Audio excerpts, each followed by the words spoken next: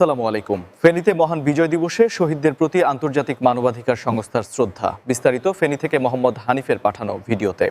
ফেনীতে মহান বিজয় দিবসে শহীদদের প্রতি আন্তর্জাতিক মানবাধিকার সংস্থার শ্রদ্ধা। স্মৃতিস্তম্ভে পুষ্পমাল্য অর্পণ ও আলোচনা সভায় মুক্তিযুদ্ধের চেতনা ধারণের আহ্বান। মহান বিজয় দিবস উপলক্ষে ফেনীতে আন্তর্জাতিক মানবাধিকার আইন সহায়তা প্রদানকারী সংস্থার উদ্যোগে স্মৃতিচারণ ও আলোচনা সভা অনুষ্ঠিত হয়েছে। অনুষ্ঠানে প্রধান অতিথি হিসেবে বক্তব্য রাখেন সংস্থার চট্টগ্রাম বিভাগীয় পরিচালক আবুল কাশেম। বিশেষ অতিথি হিসেবে বক্তব্য দেন ফেনী জেলা পরিচালক মোহাম্মদ হানিফ।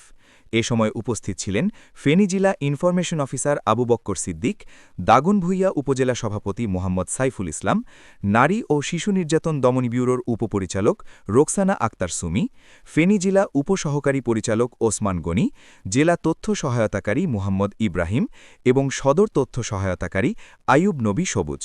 অনুষ্ঠান শেষে জাতির শ্রেষ্ঠ সন্তান শহীদদের আত্মার মাগফিরাত কামনায় বিশেষ দোয়া ও মোনাজাত করা হয়।